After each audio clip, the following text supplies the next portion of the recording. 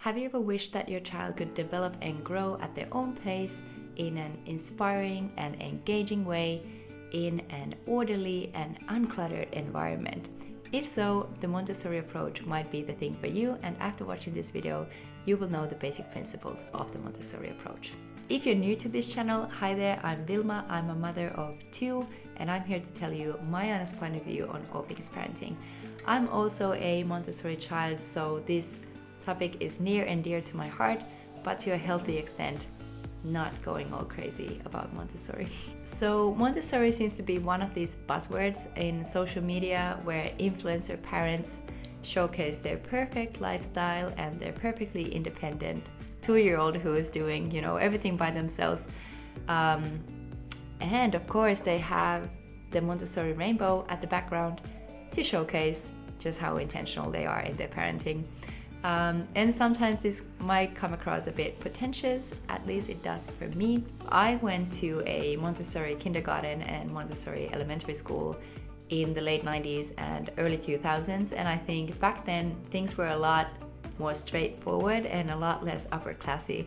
I feel that nowadays, if you look at Montessori approach, especially if you go on social media, you see people who have really big homes, who have these dedicated spaces for all of their kids' actions. So they have a fully functioning toddler kitchen, and they have a specific place where the kids can make their own snacks, and they have a specific toddler wardrobe, and they have a dedicated space for their children to feel their feelings, and they can read about books about their emotions and all these things. While I think all of that is great, if you can afford it, if you have space for it, go for it. But it doesn't have to be that way. I'm here to tell you that you can just follow a few very basic principles and apply that in your home without having a whole lot of space or a whole lot of money and all these kind of different tools for everything. So let's go through the 9 principles one by one. So the first one is respect. Respect in the Montessori approach is shown to children by letting them freely choose what they want to do, how long they want to do something, and then put it away and do something else. The second one is self-control. So with freedom comes responsibility as well, and while children are allowed to freely decide what to do, it's all done in a structured environment with clearly communicated boundaries and limits. And this teaches kids self-control and self-discipline. And I remember when I went to school, we also had timetables that we children made ourselves. So we were the ones who decided what we want to do during that week, and if we wanted to make a presentation about an animal, or if we wanted to learn more about maths and so on. So we made our own schedules. It wasn't the teacher who provided us with a ready-made schedule. The third principle is hands-on learning, kinesthetic learning basically. So Maria Montessori believed that children learn best when they can explore the materials with all their senses, and this is what most Montessori materials are geared towards. And I remember we had a lot of learning materials that allowed us to touch things and visually see differences. So for example, mathematical toys, we would have beads. We would clearly see that one bead is a lot smaller amount than 10 beads in a row, and that 10 beads is a lot smaller than a sheet that has 100 beads and so on. So I think that's highly useful, and it's something that I still remember. So kinesthetic learning is a really big concept in the Montessori approach. The fourth principle is interest and intrinsic motivation. So the Montessori approach is really geared towards allowing children to learn things that genuinely interest them and thus build more intrinsic motivation. So external motivation factors are limited, such as sticker boards or grading, for example, and the approach relies on the fact that learning is the ultimate reward for the learner. The fifth principle is learning in context, and Maria Montessori really believed that children learn all the time just by exploring the world around them. Thus, the Montessori approach focuses on the intellectual, physical, social, and emotional aspects of child development instead of focusing solely on abstract concepts in academia, for example. The sixth principle, and this is a big one, is mixed-aged classrooms. So in a Montessori classroom, you have kids of different ages together, and this really promotes a sense of community with your peers, but also helps the younger ones by having the older kids acting as mentors and role models for them.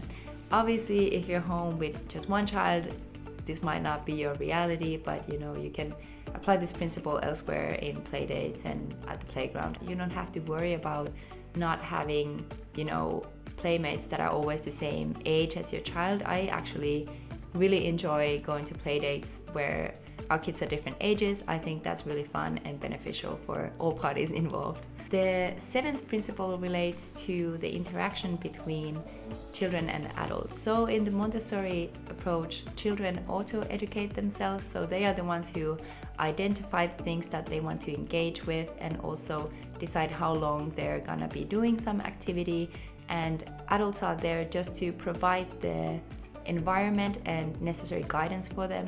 But it's also the role of the adult to let the child experience and also struggle with some task in order for them to learn.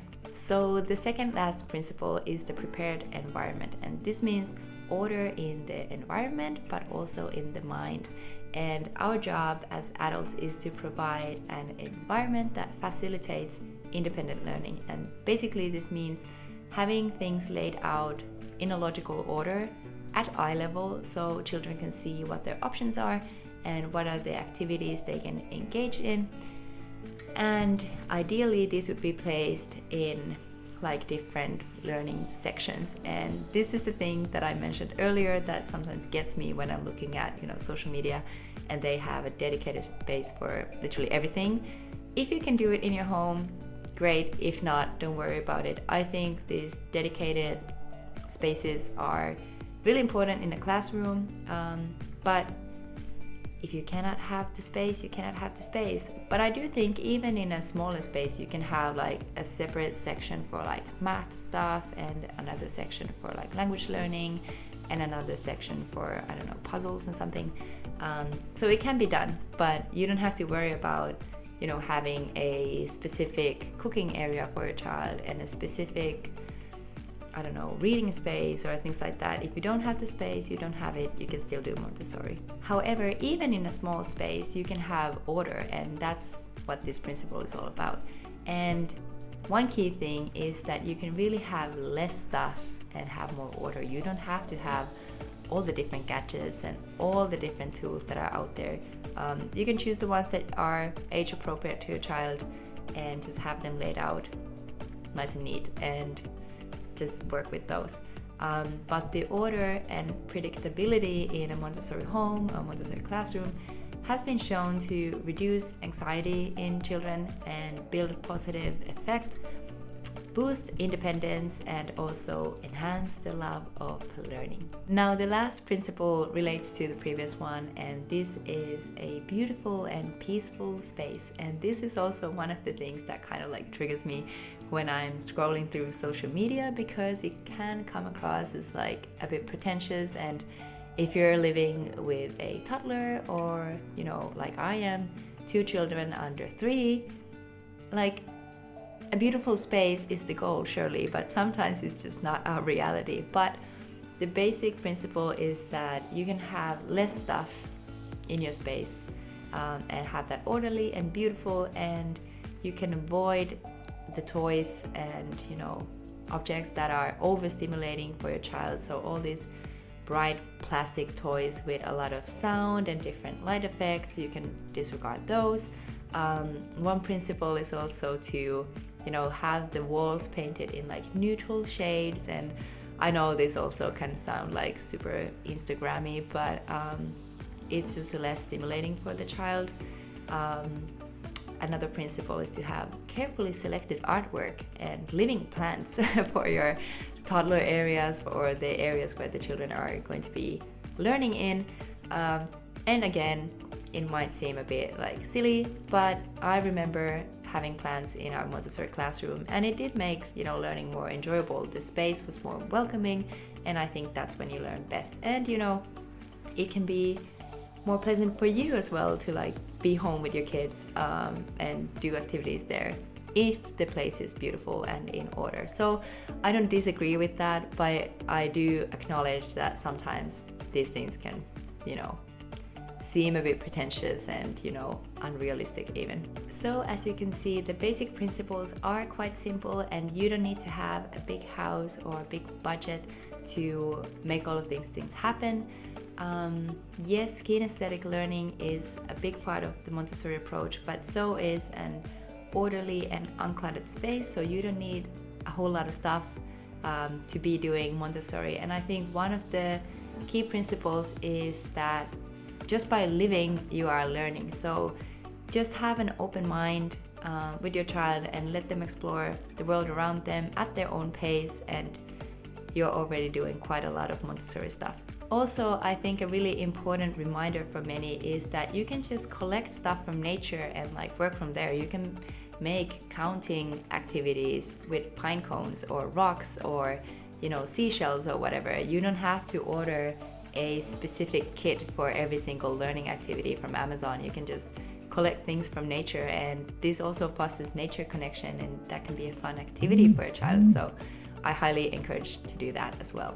If you're interested in learning more about the Montessori approach, be sure to subscribe to this channel, because I'll be sharing different activities that you can do at home with different age children. So stay tuned for that. Thanks for being with me in this video, and I'll see you in the next ones. Bye!